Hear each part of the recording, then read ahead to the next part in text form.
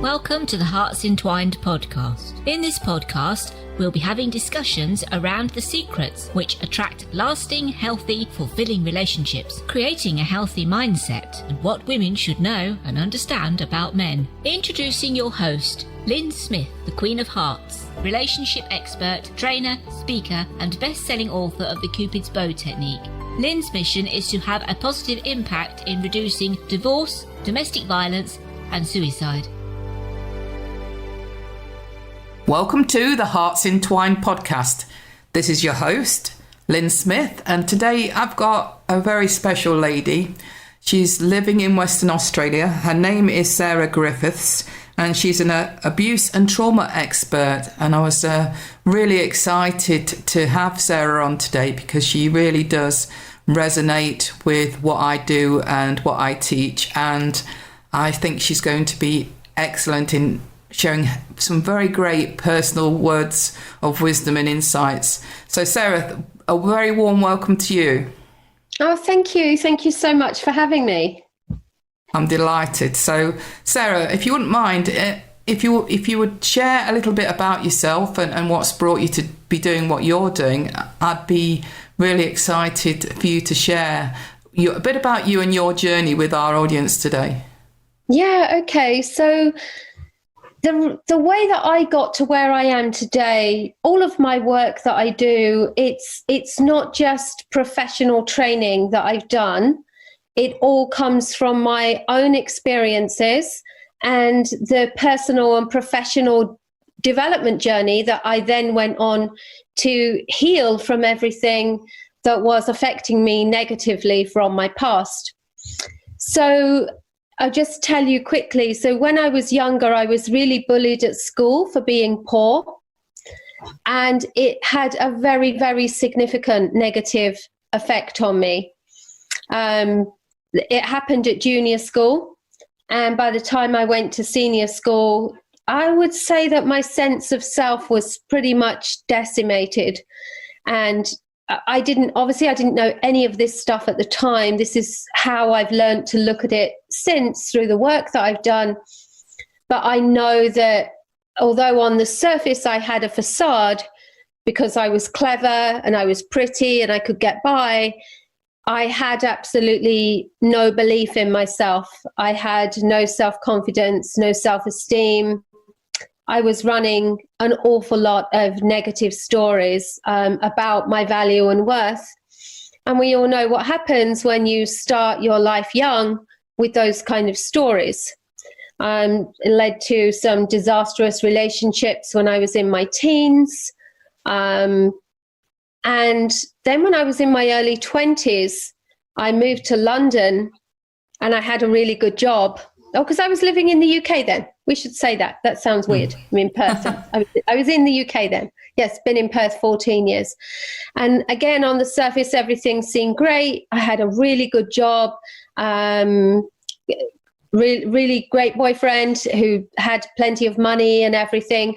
And what I know now is that my feelings of not being good enough, I just felt rejected the whole time. I was sure, I was afraid of everything I said, everything I did, everything I wore. I had absolutely no peace in myself. And what I know now is that I sabotaged that relationship, probably running a subconscious belief that I didn't deserve it, but certainly feeling that I wasn't good enough, feeling a fraud in this wonderful situation and just waiting to be found out. So I sabotaged it before I could be found out. That's what I know about that now. So in that relationship, was he in, what you would term a good guy in that relationship? And It was you that was the one that had all these issues going on in your head? Yeah, I ruined it with my issues. I know that now. I didn't see it at the time and I blamed him for a lot of things. But since I've done all the work, as it is, the personal work, I look at that and I just think, wow, how did he stand me? How did he cope with me at all? I just had so many issues. There's no way I could run a healthy relationship. And as I say, I know that I sabotaged it. So luckily for him, probably, otherwise he'd have been stuck with me for life. So anyway, that's my perspective on that now. So that led to another abusive relationship. I say another because my ones before that got into another abusive relationship. And then I was very lucky, and I got married to someone who didn't seem as if he would be abusive, and in lots of ways was a really kind of nice, had lots of good qualities, but was actually a covert narcissist. And I didn't see it for a long time because a lot of his behavior simply supported the way I felt about myself anyway. I look at all of this now, and I was not a person who should have been in a relationship with anyone. So what behaviours were you exuding then that he was sort of supporting? And what can you sort of give examples of that for the audience's benefit? Yeah, so it was everything that I thought about myself, all the negative things that I thought, that I had no value, I had no worth, I shouldn't be heard, I shouldn't be seen, my hopes and dreams weren't important, my needs weren't important. And you see, because I was running this story for myself, his completely selfish behavior, where he seemed to have no empathy and no concern for me at all, it could always be explained away. It was very easy for him to make me feel guilty, and to manipulate me. Because I was running this negative story anyway. So of course I was at fault. Of course it must be me. No, of course I don't deserve that. Of course he's going to think that. Everything was of course. And what behaviours was he sort of, I suppose, compounding then in what he said or what he did? Yeah, so there was no partnership. It was very, I said to him, one of the things I said to him at one point was, you don't actually need a wife. What you need is a housekeeper. You need a housekeeper, someone to organize and run everything else so that you can just live your life doing what you want.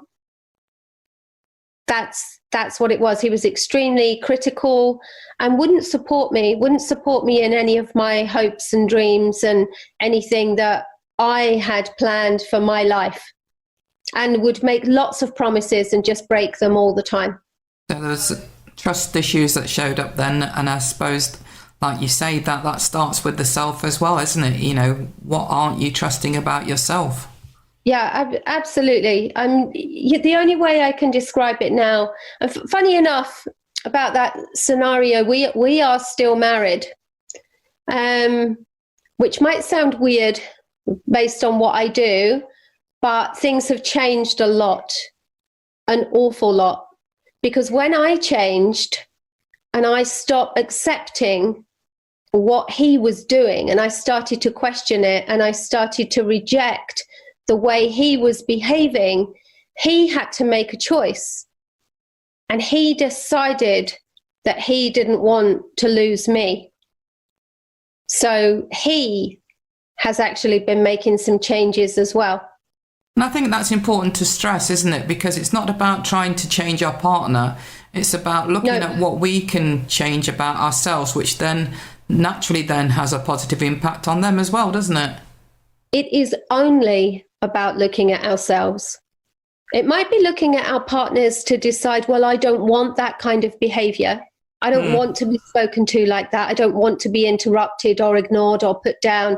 All the things that you don't like, but you can't tell your partner to stop doing that until you become the person that can really say, no, I'm not accepting that. And then you can say to them, so you have a choice. And it's not like, I need you to change, right? It's up to them if they change or not. The way to approach it is, this is what I need. This is what I know I deserve. This is what I want for myself. And if you can be the person that can do that, then that's great. And if not, that's fine too.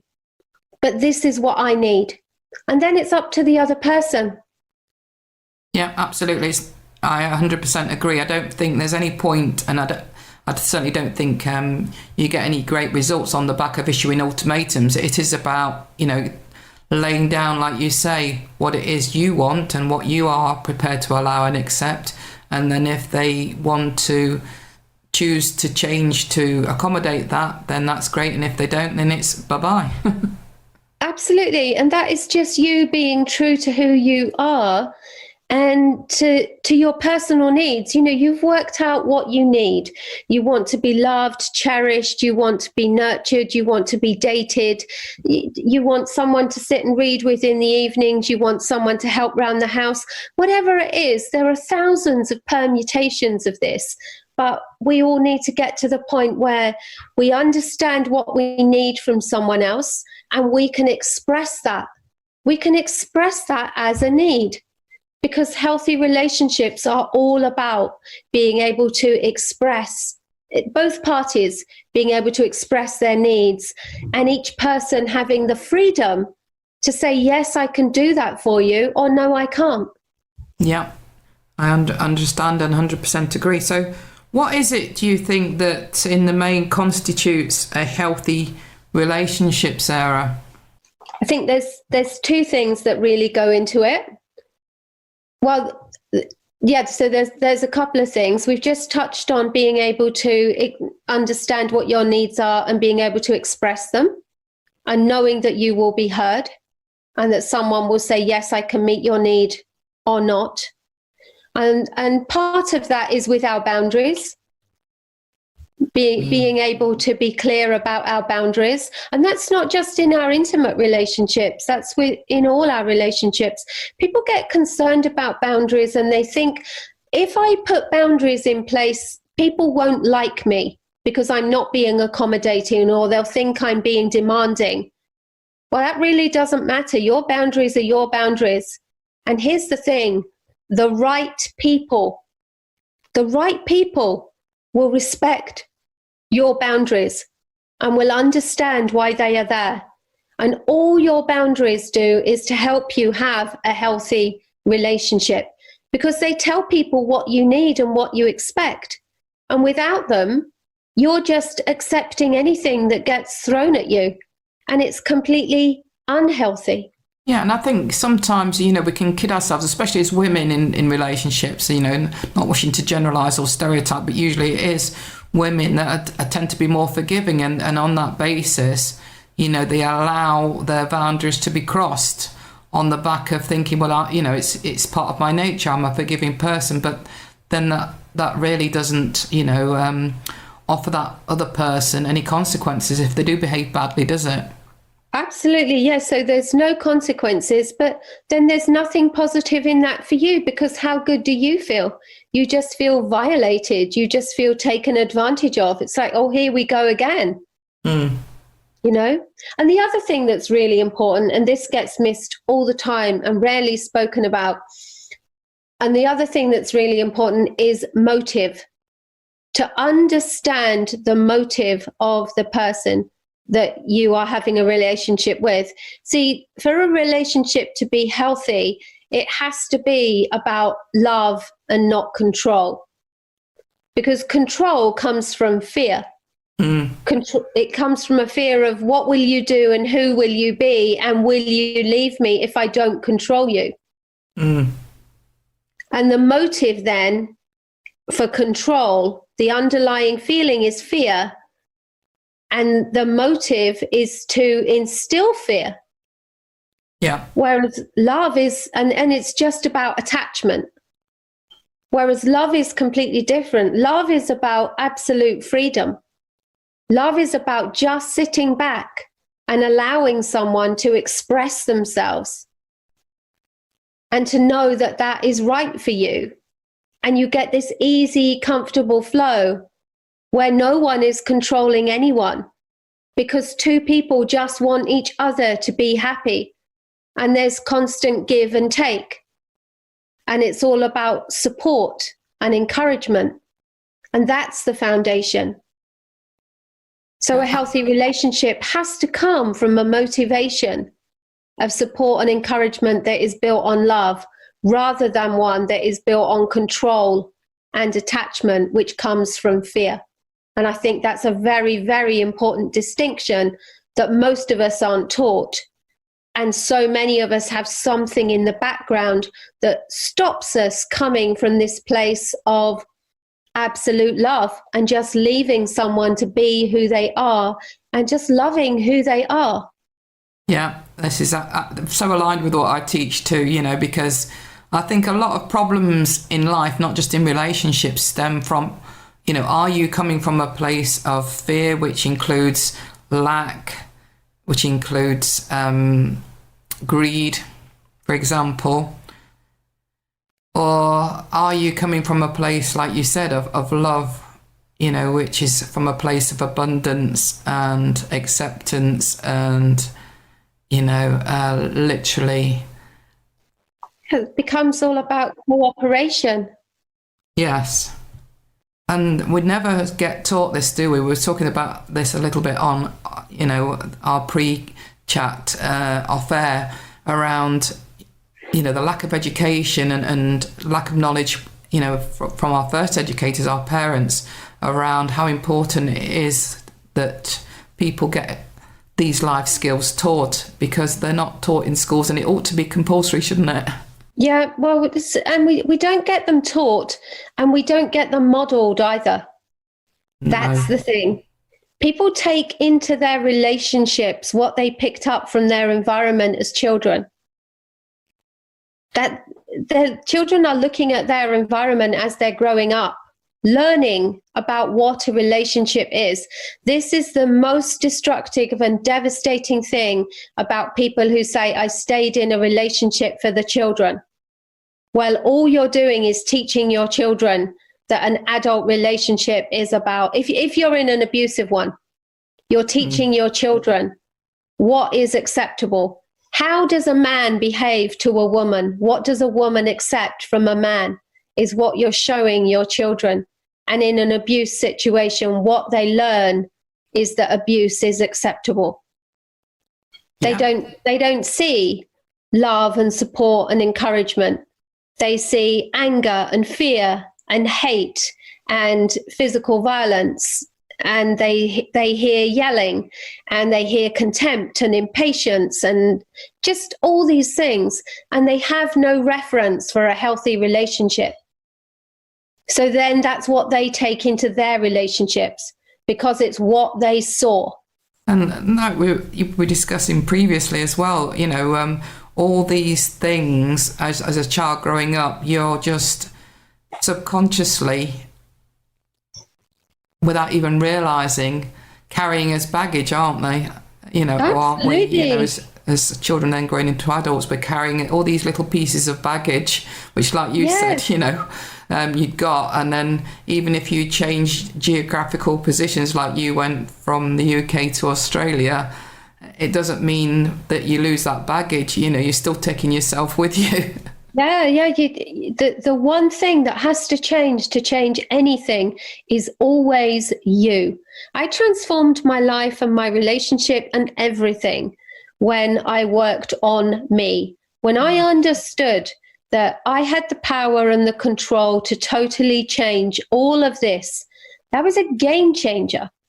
And the way to do it wasn't by trying to change my house or force my husband to do things or force him to be someone. The only way to do it was to change who I was. And then, as you say, he, not just him, everyone I know, all my friends, my colleagues, my sons, everyone responded in a positive way because I showed up differently. Because suddenly, instead of coming from fear and uncertainty and this complete lack of belief in myself, I was coming from absolute self-confidence. I was coming from total love. Love of myself was the first thing. And then it shows up in absolutely everything else that you do. And I also know that one of the things, or one of the tools that you use to help people, in particular women, to overcome and start the healing process is through hypnosis. Can you tell us a little bit about that? Yeah, so that's absolutely amazing. And the reason I use hypnosis and particular tools within hypnotherapy, and I specialize in trauma and abuse. And the reason hypnotherapy is so powerful is because we were just talking about all the messages you pick up as a child, and they create a blueprint.